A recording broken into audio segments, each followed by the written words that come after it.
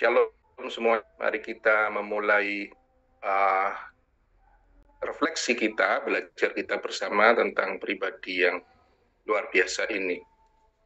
Minggu lalu kita sudah berbicara tentang orangnya, ya siapa Teresa dari Avila dan bagaimana konteksnya dia. Kita sudah melihat betapa Allah, kalau saya merenungkan itu betapa Allah bekerja yang luar biasa pada diri orang ini, orang kudus ini, Dr. Gereja. Dan sekarang kita akan dealing dengan apa ajarannya, dinamika hidup rohani menurut Puri Batin. Dan ini karya yang saya katakan masterpiece. Jadi kalau Anda buka banyak buku-buku yang penting spiritualitas termasuk katekismus itu penuh dengan bukan penuh ya, banyak kutipan dari Santa Teresa dari Avila. Untuk itulah dia juga disebut sebagai doktor gereja. Ya, saya mengusulkan begini, sambil berjalan memasuki ruang demi ruang, kita juga refleksi diri kita lebih dalam. Ya, ada banyak hal yang sangat menarik dan masih sangat aktual ajarannya, doktrinnya yang luar biasa tentang hidup rohani. Jadi sebelum Anda masuk dalam pengalaman, ya sekali lagi ini pengalaman Teresa tentang hidup batin, hidup rohani, dia sebut dengan puri batin. Saya mau mengatakan bahwa ini semua bersumber dari firman Allah sendiri. Dan kalau boleh saya meringkas seperti diringkas oleh Kristus sendiri, ajaran Taurat yang begitu tebal itu dalam dua ajaran yang luar biasa, kasih, mengasihi Allah dengan segenap hati, dengan segenap jiwa, dan dengan segenap akal budi, dan mengasihi sesama manusia seperti diri sendiri. Ini ajaran yang kalimatnya singkat, tetapi Anda akan melihat kalau kita baca tiap katanya, sabda Allah, firman Allah ini luar biasa. Ngasih Allah dengan segenap hati, jiwa, akal budi. Nah, itu nanti ditunjukkan dengan detail oleh Teresa. Bagaimana kalau orang mengasihi Allah itu, dan bagaimana karena itu didorong untuk mengasihi diri dan mengasihi sesama manusia. Ini luar biasa. Jadi sabda Allah itu tidak akan pernah habis untuk dipahami, tapi juga dihidupi. Itu yang luar biasa. Kalau saya melihat hidupnya orang kudus itu luar biasanya di situ. Kekuatan sabda, logos, luar biasa.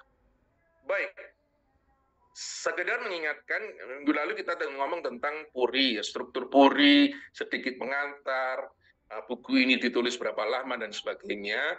Maka saya mengingatkan sekali lagi, kita lihat gambar ini karena kita tidak punya pengalaman tentang puri. Tapi kita bisa lihat gambar ini adalah gambar puri dengan halaman luarnya, itu yang saya mau katakan. Ya, karena nanti Teresa mulai dari situ, metaforanya mulai dari halaman luar. Ya, jadi struktur puri ini kayak begini. Mengapa ada menara-menaranya? Nanti ada untuk menjaga dan sebagainya, dan ada tembok yang mengelilinginya supaya yang tidak dikehendaki tidak bisa masuk itu.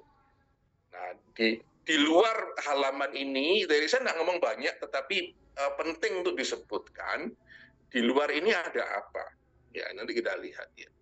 Nah, perjalanan yang dia maksudkan itu adalah perjalanan untuk memasuki diri. Terdapat 7 ruangan, disebut oleh Teresa dengan sebutan yang lebih tepat, bukan hanya ruangan, tetapi the dwelling places, tempat-tempat tinggal yang menarik setiap ruangannya. Semakin mendekati ruangan pusat, semakin menarik. Dan di pusat puri berdiamlah Allah dengan segala keagungannya. Itu struktur dasarnya. Masuk, melewati ruangan-ruangan, bisa-bisa terjebak dan tidak mau jalan lagi. Tapi Teresa itu teruslah jalan sampai menemukan ruangan yang paling indah. Gitu. Jadi ini kayak berburu harta karun gitu ya. Makanya jangan berhenti sampai kamu dapatkan harta karun. Nah, itu. Mulai dari halaman luar, pelataran Puri Batin. Ada apa di sana? Teresa mengatakan ada orang-orang yang tinggal di sana. Nah, hidup rohani mulai dari di luar puri sebelum memasuki diri. Orang yang tidak pernah refleksi diri. Mungkin orang ini beragama, tapi orang ini tidak pernah refleksi. Pokoknya jalannya gelundung terus muter, tidak pernah merefleksi diri, melihat diri apa ada. Maka Teresa mengatakan dan tidak pernah berdoa. Nah ini ya. Mereka sepertinya tidak mampu untuk mengheningkan diri. Mereka mempunyai kebiasaan hanya berhubungan dengan binatang-binatang melata dan binatang lainnya yang berkeliaran di sekeliling puri itu, sehingga mereka mirip sekali dengan binatang-binatang itu. Apa maksudnya dia ngomong binatang melata, reptil? Kalau kita mengerti dari konteks sekarang, ya enggak anublas karena ada toko binatang eksotik, reptil jual ular, king snake, macam-macam, corn snake. Saya dulu juga pernah punya corn snake, terus punya iguana. Jadi nggak cocok dengan konteks sekarang. Tapi di konteks zamannya dia, reptil, kata, kadal, ulo, dan sebagainya itu barang-barang, itu hewan-hewan yang sangat menjijikkan. Maka kalau Anda pergi ke Salamanca misalnya, itu di pintu gerbangnya Universitas Salamanca yang terkenal tuh, Yohanes Salib sekolah di sana dulu. Kami punya rumah dekat situ. Itu pintu gerbangnya ada, yaitu banyak katak, melata dan sebagainya untuk mengatakan ya sebelum masuk sini yuk modelnya kayak benda-benda ini. Nah, inilah lambang orang yang berdosa, berpenyakit, hewani seperti binatang-binatang itu. Jadi kelihatannya orang-orang yang tidak pernah merefleksikan dirinya, tidak pernah berdoa, tidak pernah memasuki dirinya, mengenal dirinya di dalam Tuhan, orang-orang ini adalah seperti hewan, tidak layaknya seperti hewan. Kita akan lihat gitu. Ya seperti saya katakan tadi dalam ngomong-ngomong sebelum kita masuk itu ada ilustrasi yang bagus, orang-orang yang kayak hewani kayak gini ini. Jadi hewan saja itu tidak akan berbuat demikian. Itu kalau ada lihat Netflix yang The Man with 1000 Kids itu adalah orang yang menjual spermanya, bukan mendonorkan spermanya di klinik-klinik fertilisasi dan baik secara natural, ceritanya secara natural, memberikannya kepada wanita-wanita, pasangan-pasangan yang membutuhkan. Dan anaknya dihitung kira-kira sudah 1000-an. It's absolutely outside my mind. Gitu. Hewan tidak akan berbuat begitu. Tapi manusia bisa berbuat begitu. So, saya mengatakan, orang yang tidak pernah memasuki puri batinnya itu mengerikan. Itu kata Teresa. Ya, ini penting sekali untuk refleksi kita. Ada banyak orang yang masih mengerikan. Nah, gimana kalau saya mau masuk? Apa pintu gerbangnya? Nah, di Puri Batin bab pertama, itu nomornya ya kalau Anda mau lihat nanti baca. Teresa mengatakan dengan jelas, tegas, singkat. Pintu masuk ke Puri ini adalah doa dan refleksi. Jadi doa itu bukan opsional ya. Saya pernah ngomong sama seorang ibu, lo kan enggak pernah ke gereja, enggak berdoa lagi. Oh, saya sudah berdoa 27 years ago in Lord. 27 years ago, saya bilang itu. Yes, dan bangga gitu ya. And I'm concentrating my life now for business. Hello, ya hidupnya lah penuh dengan tipu menipu begitu itu, cari duit dan sebagainya. Jadi orang nggak masuk. hewani menurut Teresa itu. Hewani ini mata seorang mistik ya kalau melihatnya. Kan menembus kedalaman batin. Ya, jadi jalan satu-satunya adalah doa dan refleksi. Bukan hanya doa saja, tapi doa dan refleksi. Refleksi mengenai siapa? Mengenai diri. Ini penting sekali. Memasuki doa. Nah, doa itu apa? Nah, kita cenderung dan banyak yang meributkan ini, doa itu selalu yang liturgis, yang pakai aturan apa dan sebagainya. Itu doa publik ya. Nah, publik yang mesti diatur, nggak bisa sembarangan seenaknya. Tapi yang dimaksud Teresa lebih dalam dari itu, yaitu doa pribadi. Dan Teresa mengatakan doa itu bukan sekedar buat tanda salib terus pegang rosario, bakar lilin, baca rumusan dan sebagainya.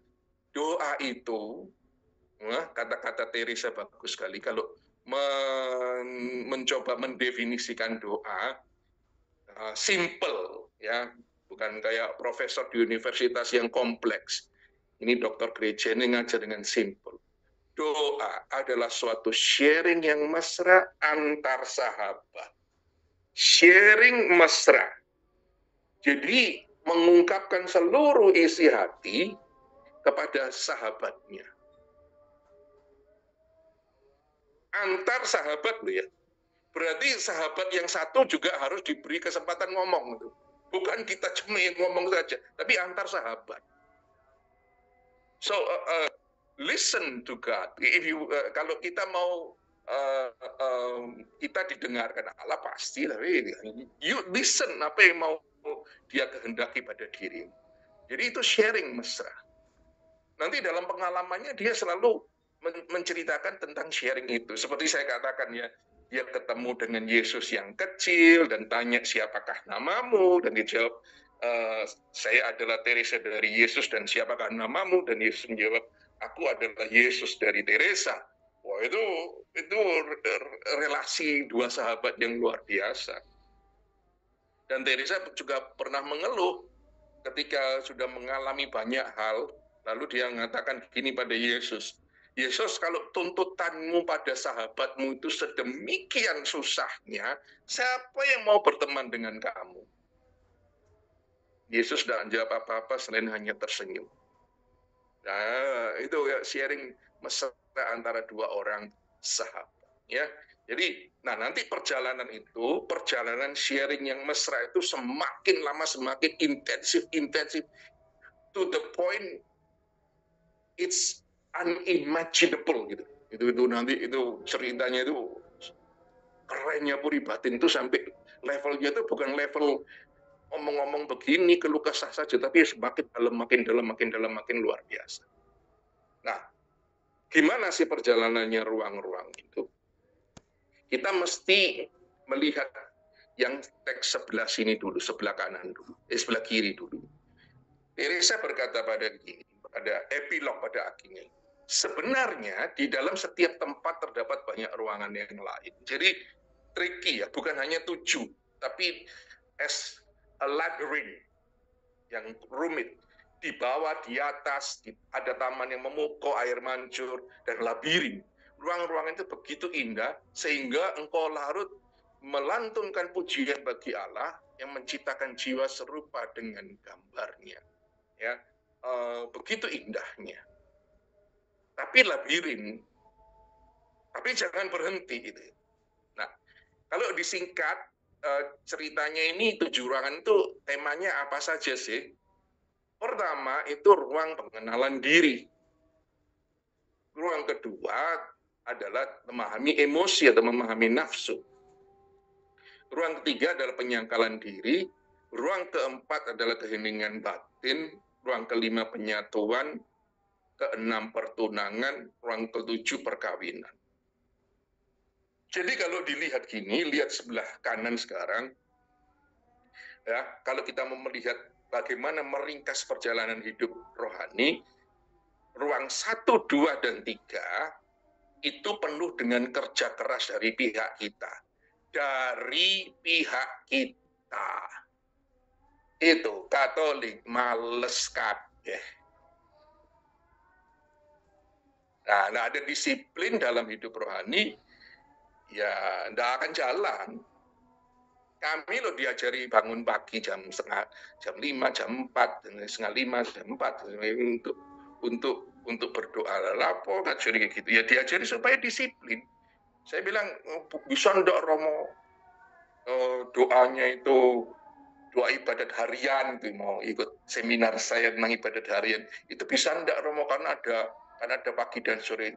Kalau cuma sore saja nggak ada paginya, ya nggak usah Pak, nggak usah doa. Jadi ditawar-tawar gitu, kayak nawar di pasar Pabean, doa bi Tuhan Allah kok ditawar di pasar Pabean. Ya jadi males orang ini. Jadi Teresa ngomong ini ruangan penuh dengan kerja keras nih. 1, 2, dan 3.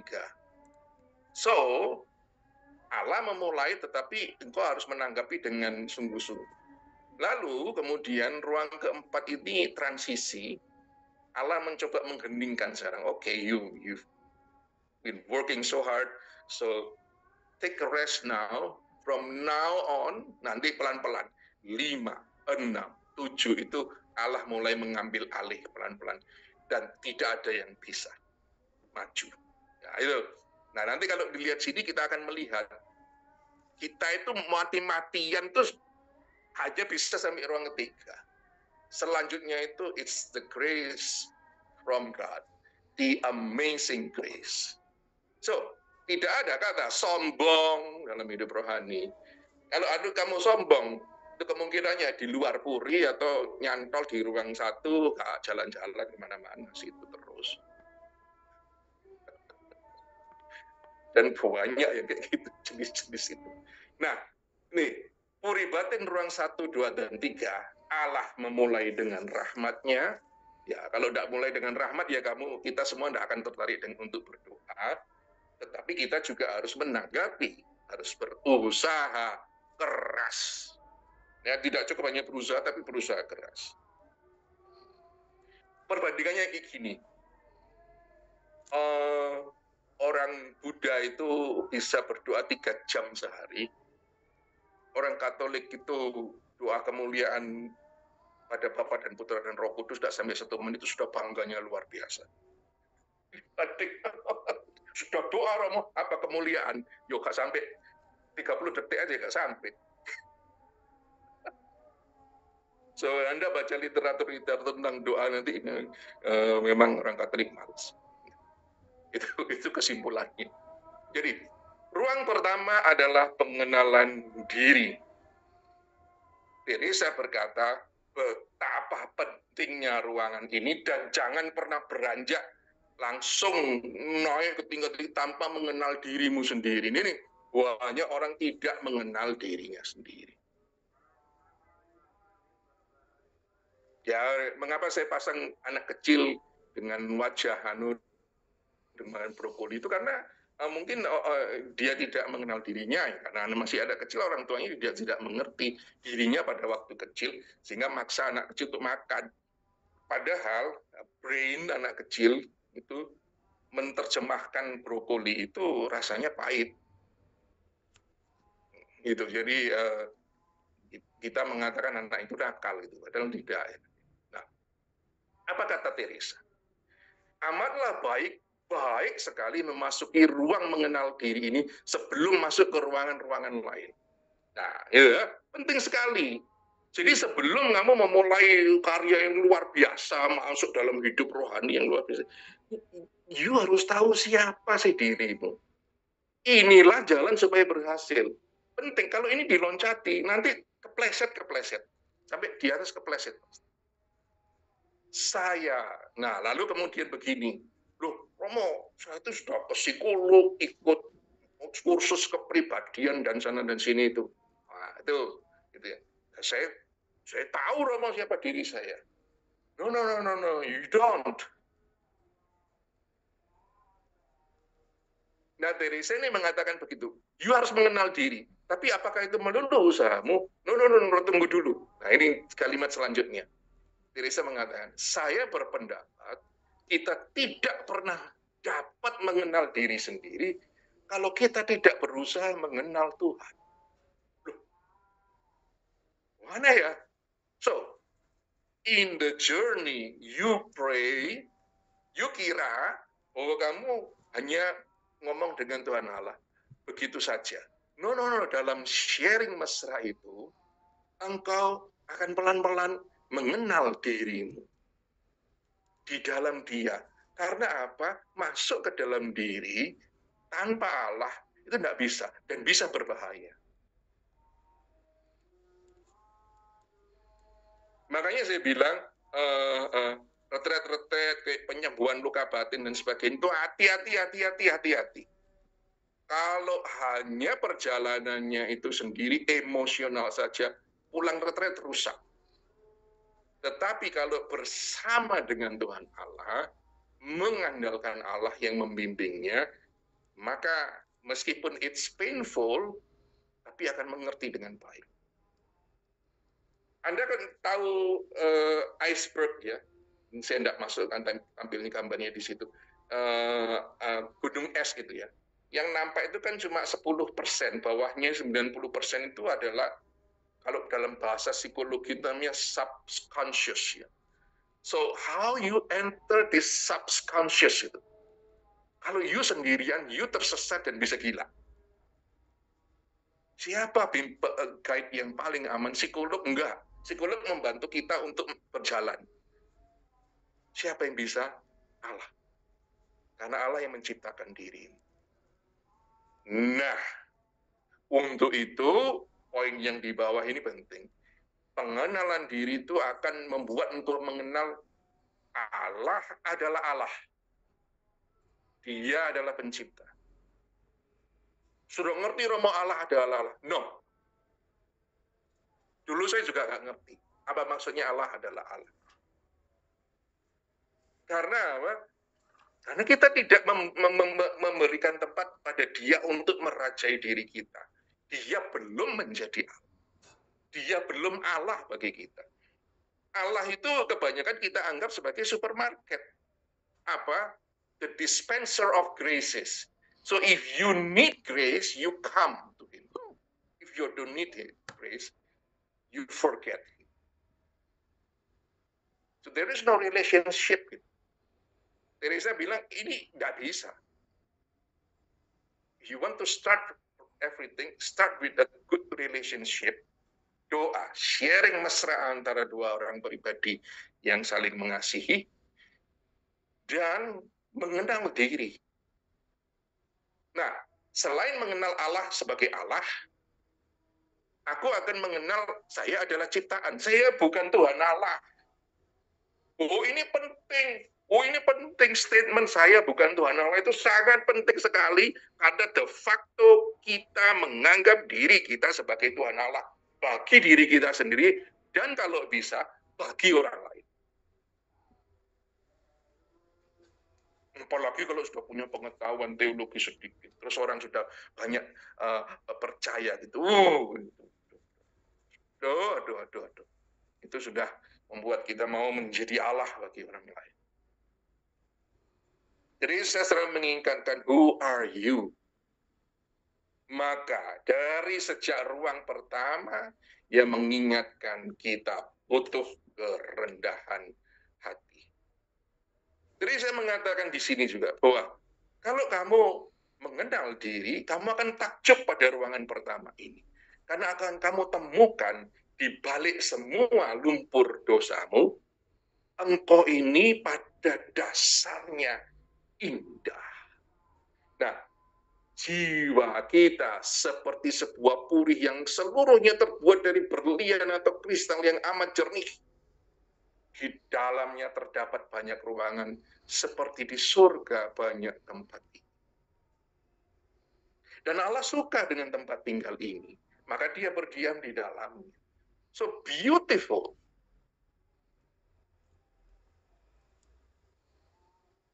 Kalau kita mengenal diri itu, terus kita tuh hidup tuh jadi lebih tenang gitu loh. Tenang menerima kelemahan kita, tenang dalam membagikan kelebihan kita. No more than that. Dan bersyukur bahwa aku diciptakan sekian indahnya. Nah, Teresa mengingatkan, oke, berlian, kalau gini loh, berlian itu berharga karena apa? Karena batunya, pergilah ke Natural History Museum di Washington DC itu saya sering ke sana. Itu ada sebongkah berlian saat ini gede ini, mentah itu ya. Ya kayak batu marmer biasa itu. Karena apa? Belum dikerjakan. Dikerjakan itu dengan apa? Cut, to cut.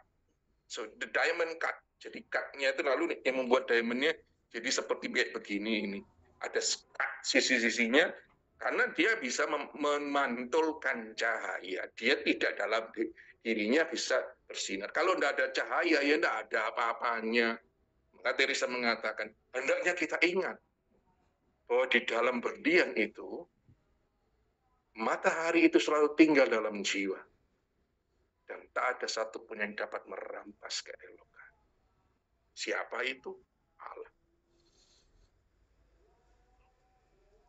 Kita bersyukur Tuhan Allah itu ada dalam diri kita. Ya. Nah, Teresa mengingatkan gini. Kalian harus perhatikan, hampir tidak ada cahaya yang datang dari ruang sang raja mencapai ruangan pertama ini. Ya, meskipun mereka tidak gelap dan hitam, seperti ketika jiwa berada dalam dosa, mereka tetap dalam keadaan gelap sehingga jiwa tak dapat melihat terang. Artinya apa? Tempat tinggalmu masih jauh dari sumber cahaya itu. Belum. Makanya kamu harus ngerti. Oh, without him, tanpa Allah, I can do nothing. Saya tidak punya apa-apa, tidak berarti apa-apa, tidak bersinar apa-apa.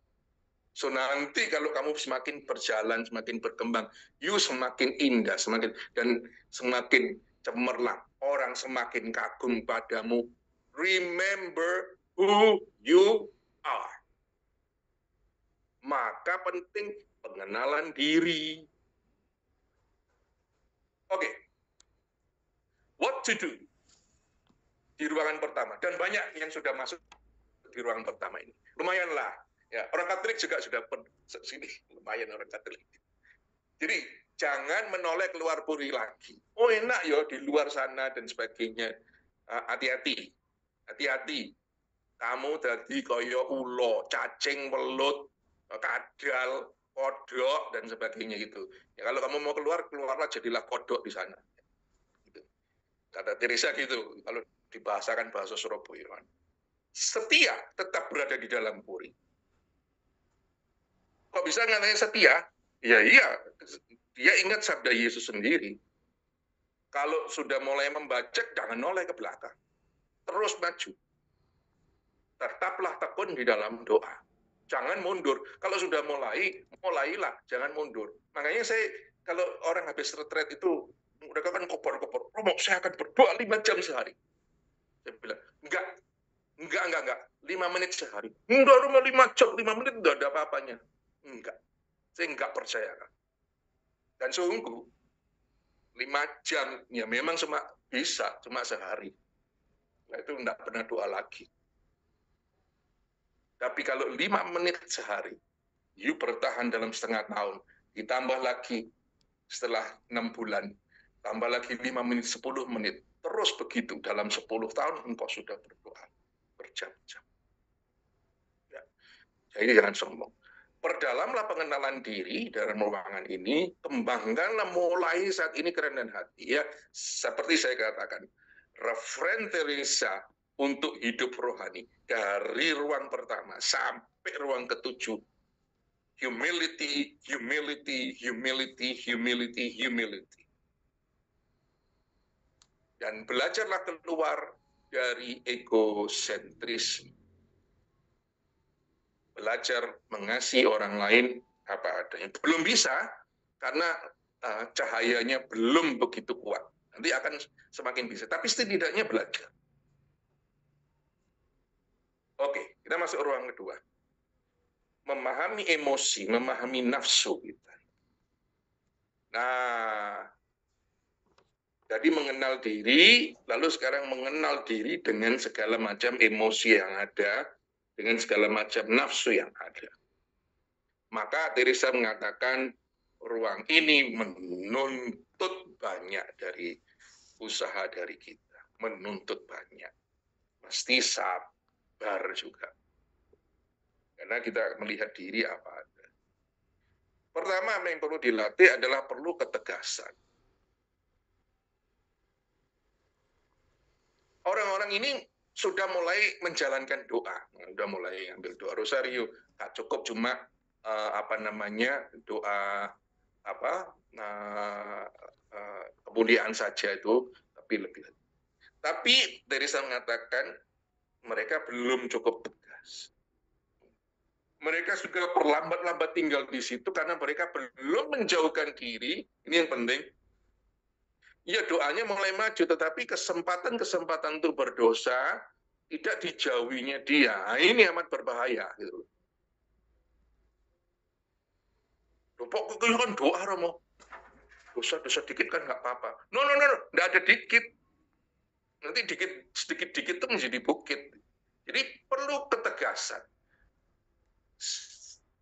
Makanya nanti banyak ya, misalnya kalau Anda pergi ke Subiako melihat Benediktus gitu ya, kalau dia sudah mulai digoda dengan nafsu dan sebagainya itu, dia tuh orang-orang dulu itu ya santu-santu besar sampai loncat ke mana ini, ke semak berduri supaya menyakiti tubuhnya supaya dia ingat gitu dan tidak terbawa.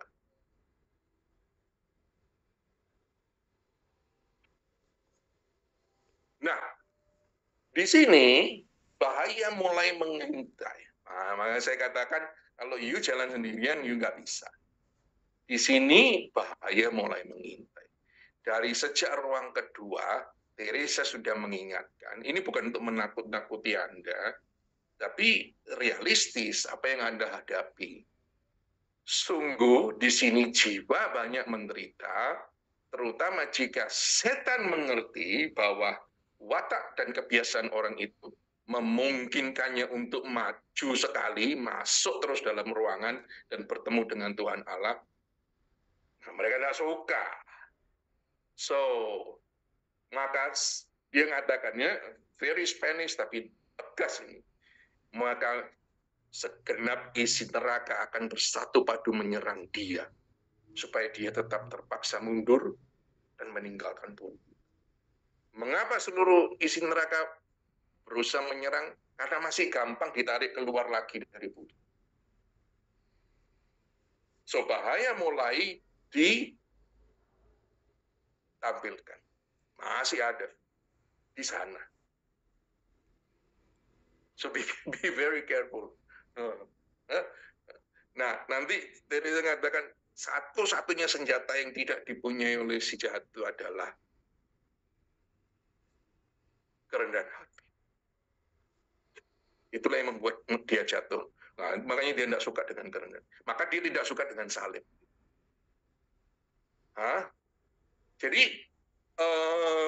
jangan lupakan kebijaksanaan kuno dalam gereja, yaitu spiritual battle. Itu masih tetap ada. Dan harus tetap ada. Takut, tidak perlu takut. Yang Allah berpihak dengan kau. Cuman hati-hati. Biasanya diudik-udik itu bagian kerendahan hati. Nanti kita akan melihat bagaimana. Maka perlu ketetapan hati, ketegasan perlu ketetapan hati. Nah ini Teresa sangat Spanish dan saya suka orang Spanish dalam hati ini, yaitu determinasi. Yang mengatakan determinación determinada kalau gitu. Jadi determinasi yang diperkokoh dengan ketetapan hati, yang diperkokoh dengan ketetapan hati. Ada cukup ketetapan hati saja. Karena yang harus diterobos itu banyak sekali.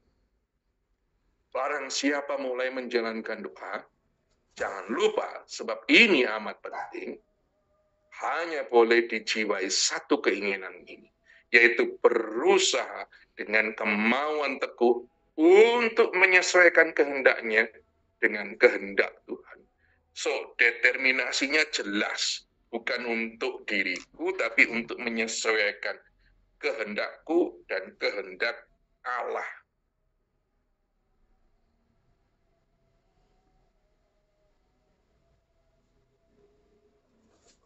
Nah, itu nanti pertanyaan besar. What is God's will? Susah, Romo. Kamu berdoa rosario, Maria waktu menerima kabar sukacita itu susah enggak? Sukacita bagi kita. Susah bagi dia. Harus menghadapi Yusuf, hamil di luar nikah, bisa diracun sampai mati dan sebagainya. Ketika Yesus berada di Taman Getsemani, susah atau tidak?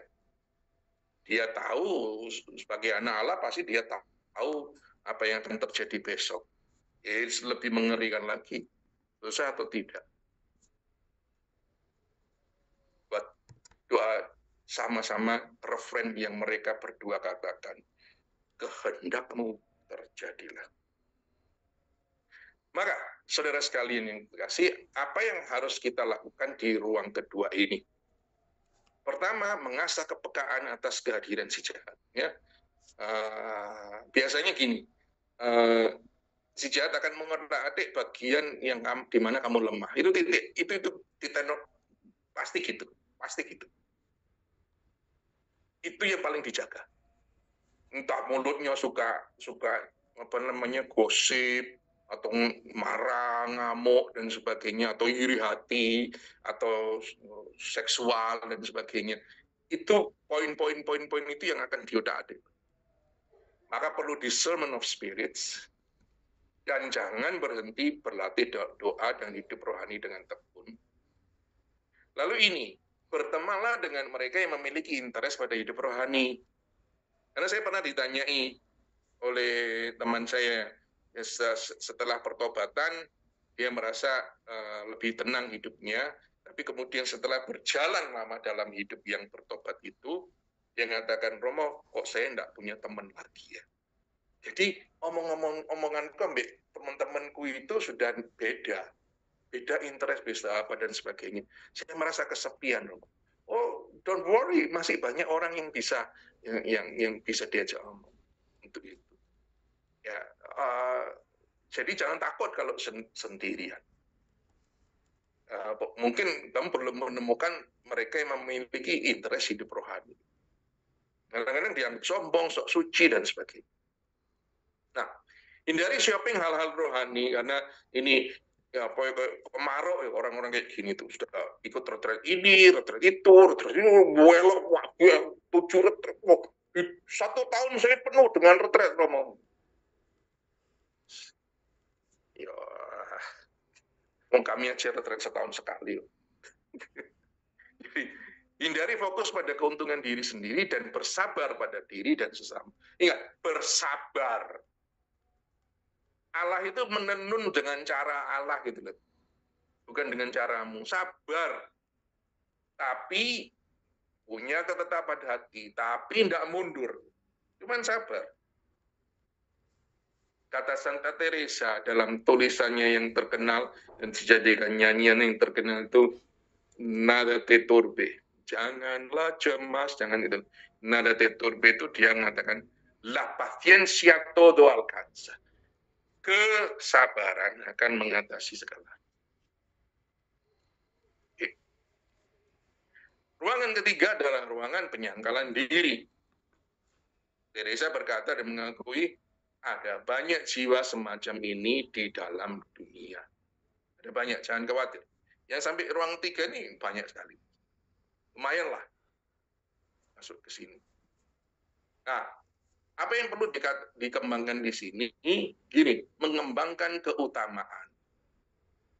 Ujilah dan ketahuilah apakah kamu menjadi pengendali hawa nafsumu atau tidak dalam berjuang untuk mempraktekkan keutamaan. Dalam menyerahkan kehendak kita kepada Tuhan dalam segala hal, dalam membawa hidup kita sesuai dengan apa yang ditakdirkan oleh Yang Maha Kuasa, dan dalam menginginkan apa agar kehendaknya bukan kehendak kita yang dilakukan. Gini, mengapa keutamaan? Ini tema yang sangat positif ya. Saya ngajar teologi moral tuh bolak-balik ya stres. Karena sampai frater-frater pun kalau ditanya moralitas itu apa sih? Moralitas itu perkara tidak boleh ini, tidak boleh itu, tidak boleh ini, tidak boleh itu. No, gerejanya tidak pernah ngajari gitu kok. Itu persepsi kita saja. Yesus itu mengajarkan kembangkanlah sesuatu yang baik. Nah, itu mengembangkan keutamaan. Jadi bukan menahan nafsu, tetapi mengendalikan nafsu misalnya gitu. Wah, saya punya nafsu seksual yang begitu besar, berkobar-kobar dan sebagainya. Saya ini buruk, penuh dosa. Loh, itu dikasih Tuhan Allah kok.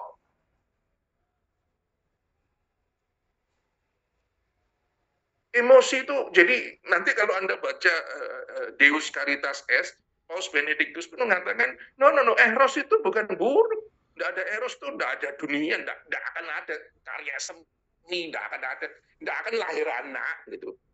Kalau orang tua kita tidak ada erosnya, ya tidak jadi. Diem-dieman begini saja habis kawin. Hot penting, tapi harus ada agape, harus ada kasih, yaitu keutamaan kasih yang mengendalikan eros itu ke arah yang benar. Nah, itu penting sih. Jadi bukan nggak boleh memadamkan, lu jangan dipadamkan. Kidung Agung mengatakan api cinta itu nyalanya sangat kuat, seperti nyala api Tuhan. Ya iya, nah Roh Kudus itu kalau kita dicium Roh Kudus itu langsung semangat gitu tuh. Itulah eros, itu kekuatan berkobar-kobar. Nah, jadi perlu mengembangkan keutamaan untuk mengarahkan emosi kita pada kanal yang baik. Itu yang penting, itu ajaran Kristiani sangat positif. Kerendahan hati. Nah, Teresa mengatakan lebih dalam lagi. Dengan adanya kerendahan hati, tahap ini adalah tahap yang paling baik. Jika kerendahan hati tidak ada, kita akan tetap berada di sini sepanjang hidup kita. Karena apa nanti? Karena apa? Karena kalau ada kerendahan hati, kita bisa naik lagi, masuk lagi lebih dalam. Dan dengan 1000 penderitaan dan kesengsaraan, ya iya. Karena kalau tidak ada rendahan hati, ya itu. Banyak itu saya masih nemukan di mana, di Surabaya juga banyak. Baru belajar kursus teologi, dia sudah merasa guru besar yang profesor tingkat tinggi, nggak mau belajar lagi, nggak mau refleksi lagi, merasa hebat. Salah satu contoh saja. Nah, karena jika kita tidak meninggalkan diri kita sendiri, keadaan ini sangat melelahkan dan membebani. Karena nanti selanjutnya, perjalanan selanjutnya adalah membiarkan Allah bekerja lebih dalam untuk kita dan melupakan diri kita. Nah, itu repot kalau justru tidak mulai. Nah, di ruangan ini juga bisa terjadi kekeringan rohani. Doa gak kroso, nyanyi gak kroso, praise worship-nya anyep, nggak enak semua, hidup rumah tangganya gitu-gitu saja dan sebagainya. Kenapa Tuhan? Aku sudah banyak berdoa, aku sudah banyak meditasi, banyak berolah rohani, tapi tetap begitu. So the dryness appear. Lalu kita mulai protes pada Tuhan. Why? Oh ya, itu nyanyian dangdut. Why God? Itu apa namanya? Cemen tuh. Teresa ngomong, you babies, kata Paulus. You babies. Baru gitu aja sudah cemen. Teresa mengatakan gini, hei, kalau kamu kena kekeringan rohani, terus kamu mulai mengeluh pada Tuhan, ingatlah ini, dia mengatakan gini, apa yang dapat kita lakukan bagi Tuhan yang sudah begitu murah hati, sehingga dia mau mati untuk kita, menciptakan kita, dan menciptakan kita semua. Tidakkah kita harusnya menganggap diri kita beruntung karena sudah dapat membayar sebagian dari hutang kita kepadanya atas pelayanannya Tuhan pada diri kita. faktanya adalah bahwa dia tidak melakukan hal lain selain melayani kita selama hidup kita di dunia ini. Namun, maruk kamu katanya, Teresa, kita masih saja meminta kepadanya untuk mendapatkan kenikmatan rohani dan karunia.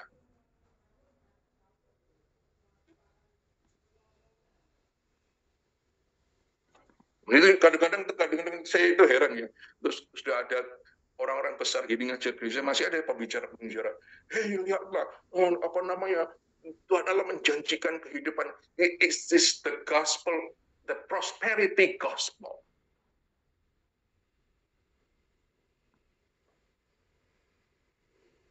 Jesus never taught you prosperity gospel. No. Kalau ada kekeringan rohani, ada 3 kemungkinan. Kamu memang malas, kamu memang mundur, atau kamu sedang diajak Allah untuk masuk lebih dalam. Tapi kemungkinan 1 dan kemungkinan 2 yang lebih banyak. Wah, saya lagi kering, Romo. Berarti saya mau diajak masuk lebih dalam Tuhan Allah. Loh, kenapa kering? Ya enggak pernah ke gereja selama 20 tahun. Nah, ya itu males. Bukan Tuhan Allah ngajak kamu masuk dalam lagi. Ya. Baik, apa yang harus dilakukan? Mengasah kerendahan hati. Perjalanannya masih jauh, Mas. Masih di ruang ketiga. Bertekunlah dalam jalan ini. Kembangkanlah kesetiaan kepada Allah. Allegiance to Jesus Christ.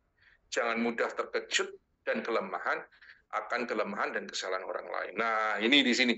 Ini di ruangan ini ada bahayanya gini. Karena kita sudah agak lebih baik, hidup moral kita sudah terkontrol karena mengembangkan keutamaan-keutamaan. Terus kita mulai menoleh membandingkan diri dengan orang lain. Seperti Farisi yang berdoa di depan dan melihat ke belakang orang mengucukkan yang menepuk dadanya. Tuhan, aku tidak seperti dia. Inilah problemnya. So, jangan mudah terkejut akan kelemahan dan kesalahan orang lain. Kok gitu sih orang itu? Kok gitu? Dia bisa mengatakan, who are you and who were you? Siapa engkau sebelumnya? Oh doa kamu tuh dulu modelnya kayak gitu. Kalau mulutmu tidak diurapi oleh Tuhan Allah, kamu nggak berhenti untuk gosip terus. Lidahmu ditekuk gini sama Roh Kudus. Berhenti akhirnya nggak ngomong lagi. Bersyukurlah. Bantulah orang lain untuk mengatasi kelemahannya. Seperti Allah sudah membantu engkau. Nah, kabar baiknya kalau kita bisa pas sampai ini, nah kita sudah melakukan ini. Nah, terus pelan-pelan Allah mulai melakukan lebih banyak. Karena Tuhan Allah lihat, oh hari ini lumayan ya, okelah bisa saya bantu lebih dalam lagi. Jadi ada ruang 4 adalah ruangan transisi. Allah mulai mengambil alih usaha manusia. Dan manusia mengurangi atau mau tidak mau bisa mengurangi usahanya. Ruang keempat, bagaimana Allah memulai transisi untuk mengajak kita sampai pada persatuan pertunangan dan kemudian perkawinan yang tertinggi. Allah mulai, kita sudah banyak bekerja ya, lalu Allah mulai memberikan keheningan diri kita. Ini adalah memberikan anugerah tatkala ia menghendakinya. Ini kata-kata Teresa sendiri. Gak bisa kita, oh kalau saya sudah kerja keras Tuhan, oh kamu nggak ngasih apa-apa pada kita. No. Oh, gak tergantung kerja kerasmu. Allah tidak bisa kamu kondisikan. Nah, ada permulaan keheningan nanti akan diberikan pada Allah, tetapi ada juga penghiburan. Karena mau tidak mau orang ini harus melewati sesuatu yang indah. Kalau gambarannya Yohanes Salib mungkin lebih jelas. Kalau kita naik gunung, mudah-mudahan ada yang pengalaman naik gunung, sampai di tengah gitu ya, kalau kita melihat ke bawah itu pemandangannya sangat indah, lalu kemudian di sana itu ada kembang bunga-bunga yang mungkin kita nggak pernah lihatnya, kayak Edelweiss dan sebagainya, yang indah yang nggak pernah dilihat di bawah. Nah itu adalah metafora untuk kenikmatan penghiburan rohani yang mau nggak mau bisa kita alami, kemungkinan besar kita alami. Karena Tuhan Allah itu begitu baik. Ya, terus ada kalau karunia, apalagi kalau dalam pembaharuan karismatik, mendapat karunia bahasa roh, mendapat karunia ini, doanya menjadi tenang dan sebagainya. Ya, pujian, praise and worship itu jadi, waduh Tuhan Allah. Saya merasakan hadirat urapan Tuhan Allah. Oh, Yesus, terus nangis dan sebagainya. Oke. Oke. Kalau diberi bersyukur, but be very careful. Ini bisa menjadi distraksi kalau you stop pada pengalaman itu dan tidak bisa bergerak lebih lanjut. Lalu marah kalau tidak ada pengalaman itu. Itu banyak orang ahli spiritual itu mengatakan itu masturbasi rohani. Hanya mencari kenikmatan saja. Tapi Teresa mengatakan be very careful. Itu menjadi distraksi yang luar biasa. Nah, si jahat nanti mulai bekerjanya. Nah, ini levelnya mulai lain ya. Orang ini sudah tidak bisa ditawari lagi antara yang baik dan yang jahat. Karena orang ini kalau sudah sampai tahap ini dia sudah tahu gak akan milih yang jahat. Oke deh, kalau gitu saya akan menampilkan diri sebagai malaikat yang bercahaya. So, discernment-nya menjadi lebih halus. Membedakan antara yang baik dan yang lebih baik. Nah, makanya kita harus ingat nasihat Teresa dari awal. Begitu masuk, jangan pernah mundur lagi. Terus jalan lagi. Nanti ada sesuatu yang baik. Nah, ini nanti ada. Nah, untuk itu pertama-tama Tuhan Allah akan mempersenjatai kita dengan doa hening. Doa hening ini bukan seperti yang doa hening yang dibuat oleh manusia. Ya, silensium strictum kalau seperti di biara, seperti di biara yang Putri Kangen juga ada doa hening dan sebagainya. Itu dibuat manusia, tapi ini anugerah doa hening. Gimana sih modelnya ini? Ini pengalaman Teresa ini begini. Menurutku ada tarikan ke dalam yang bersifat supranatural. Seperti seorang gembala yang baik, dia bersiul dengan begitu lembutnya, dengan indah suara suling yang siul memanggil sang domba itu, dan siulan gembala ini memiliki kekuatan yang sedemikian rupa, sehingga jiwa meninggalkan hal-hal yang lahiriah, dan yang membuat mereka terasing darinya, dan masuk lebih dalam lagi ke dalam puri. Jadi tenangnya bukan karena eksternal, tetapi karena internal. Tuhan Allah menenangkan. Orang merasakan satu tarikan lembut ke dalam. Ia memanggil orang-orang seperti itu masuk secara khusus agar mereka apa?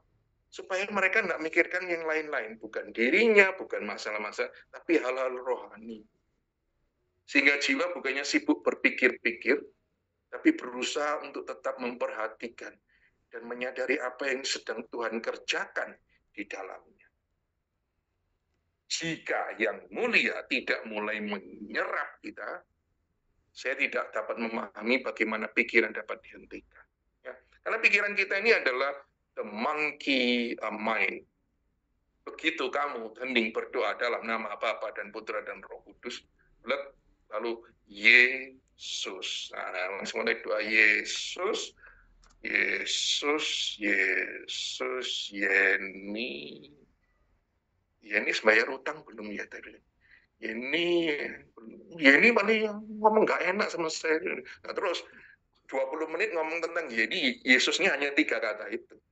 Jadi kalau Tuhan Allah tidak menenangkanmu, doa Yesus pun tidak akan selesai. Nah, ada anugerah doa hening. Again, humility. Nah, ini terus diulang terus. Kerendahan hati. Tanda pertama untuk melihat apa engkau memiliki kerendahan hati atau tidak adalah bahwa engkau tidak berpikir bahwa engkau layak menerima nikmat dan kesenangan rohani dari Tuhan, atau bahwa engkau menerimanya selama hidup. Artinya Mbak, gini, saya katakan tadi tentang the dryness dan sebagainya di ruangan 3 itu ya. Jangan pernah berpikir semakin saya mendekat dengan Tuhan, semakin aku rasakan damai, sejahtera, dan sebagainya. No. Teresa mengatakan, Allah tidak wajib memberikan itu padamu. Allah hanya wajib memberikan surga kepadamu, tapi tidak wajib memberikan padamu selagi kamu hidup. Nah, kamu dikasih, bersyukurlah. Kalau enggak, jangan komplain. Dan jangan berpikir kamu akan menerima itu selama hidup. Wih, keras ya ngomongnya. Atos. Keras. Nah, untuk orang-orang di tempat ini, saya juga ngomong pas juga untuk para romo dan sebagainya, para suster dan sebagainya. Saya selalu ngomong ini ngutip ini pada mereka. Si jahat lebih banyak menyerang orang-orang ini daripada menyerang banyak orang yang tidak diberi anugerah doa hening ini. Karena apa? Karena mereka itu amat merugikan si jahat. Karena apa? Karena orang-orang itu sudah bisa menarik orang lain untuk mengikuti mereka. Sehingga orang-orang ini pun menjadi amat berguna bagi gereja Tuhan. Ini loh, aktivis-aktivis itu rungokno iki. Kalau kamu tidak rendah hati, your life is in danger. Melihat cinta kasih Sri Baginda terhadap orang-orang ini sudah merupakan alasan yang cukup bagi si jahat untuk menyerang orang-orang ini agar mereka binasa. Jadi mereka diserang habis-habisan, dan bahkan jika mereka kalah, kejatuhan mereka lebih dalam daripada kejatuhan orang lain. Dan Teresa selalu mengatakan dengan doa yang dalam, semoga Tuhan melindungi kalian terhadap kesombongan dan kemuliaan yang sia-sia. Karena that's the point of danger.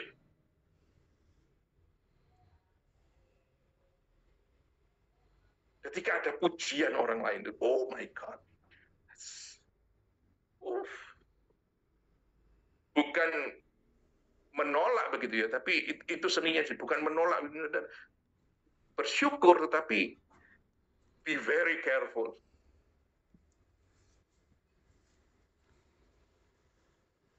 So what to do? Semakin mengasah kerendahan hati, semakin berkata kepada Tuhan, saya berdosa, dan saya sungguh berdosa. Aku ini tidak pantas apa-apa Tuhan untuk menerima semua ini. Dan mengembangkan kesetiaan pada Allah. Dan oleh karenanya, semakin mengasihi orang lain apa adanya dengan segala kekurangan. Oke, bisa dilanjutkan minggu depan. Lumayan, sampai ruangan keempat ini sudah lumayan jauh. Minggu depan kita akan masuk lebih dalam lagi sampai Tuhan Allah bersatu dengan itu. It's gonna be very amazing.